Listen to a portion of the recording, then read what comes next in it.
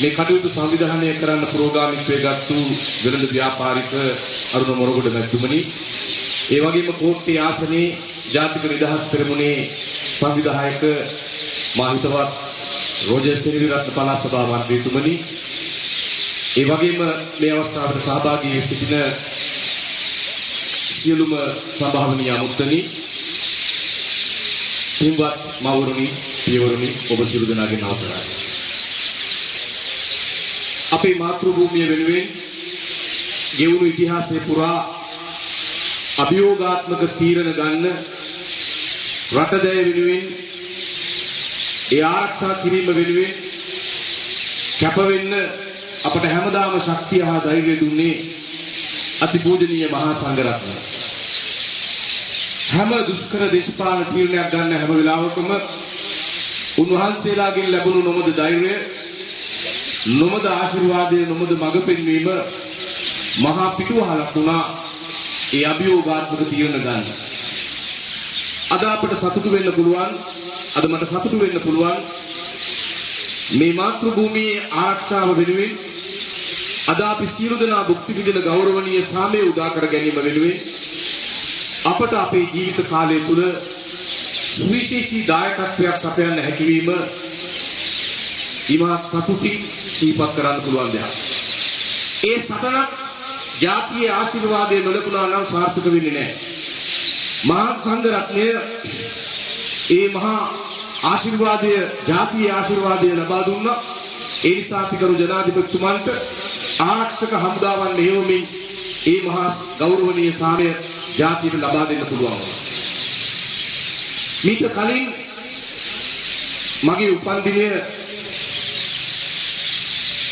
ඉතාමත්ම චාම් ආකාරයට සමරපු උපන්දිනයක් බවට පත් වුණා.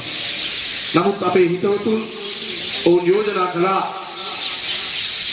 මේ රජමහා විහාරය මේ පූජනීය සිද්ධාස්ථානයේ කේන්ද්‍ර කොටගෙන මෙබඳු පින්කමක් කරලා ඒ උපන්දිනය සැමරීම වඩාත් වැදගත් කියලා. ඒ කාර්යයේදී මේ කටයුතු වෙනුවෙන් පුරෝගාමීත්වයේ ගත්තු ඒ ස්වාමීන් වහන්සේ ප්‍රධාන, ඒ වගේම මොරගොඩ මැතිතුමා ප්‍රධාන සියලුම දෙනාට මගේ කෘතවේදීත්වය මේ අවස්ථාවේදී පුද කරනවා. ඒ වගේම මේ විහාරස්ථානයේ විහාරාධිපති ස්වාමීන් වහන්සේටත් මගේ ගෞරවය ප්‍රණාමය පුද කරනවා. ඔබ සියලු දෙනාම මේ අවස්ථාවේ දක්වන ලද අනුග්‍රාහකත්වය, කෘතවේදීත්වය හදපිරි සතුටින් ගෞරවයෙන් යුතුව නැවතත් මා සිහිපත් කරනවා. මේ මාතෘ භූමිය වෙනුවෙන් අපේ ජීවිතයේ ඉතිරි කෙටි කාලය ඉතිහාසයේ විවිධ අභියෝග වලට මුහුණ දුන්නා, පරසතුරු ආක්‍රමණ වලට මුහුණ දුන්නා.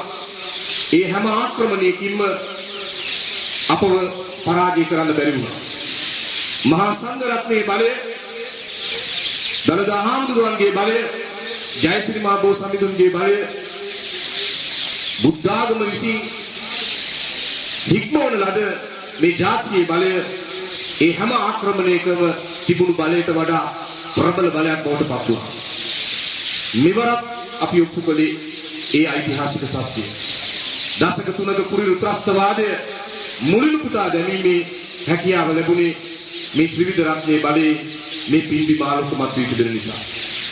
ඒ බලය රටේ අනාගතයේ ගොඩනගන බලය බවට පත් වේවා. මාතෘ භූමිය වෙනුවෙන් අපි ඉටු කරන කාර්යභාරය හැම විටම වඩා ශක්තිමත් කරන්න, නිවැරදි කරන්න, අපට මඟ පෙන්වන්න මහා සංඝ රත්නයේ ආශිර්වාදය නොමදව ලැබේවා.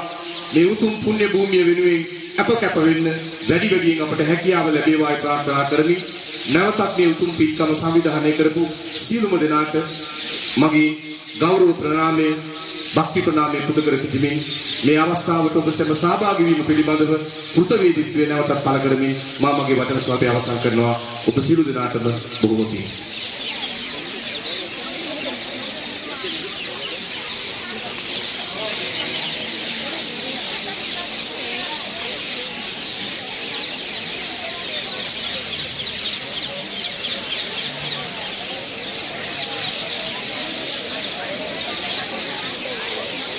ඔබ සියලු දෙනාගේ සහභාගීත්වයත් ඔබ සියලු දෙනා ඉතාමත් ගෞරවයෙන් මේ කරන පින්කම එතුමාගේ ඉදිරි කටයුතු සර්ව ප්‍රකාරයෙන් සාර්ථක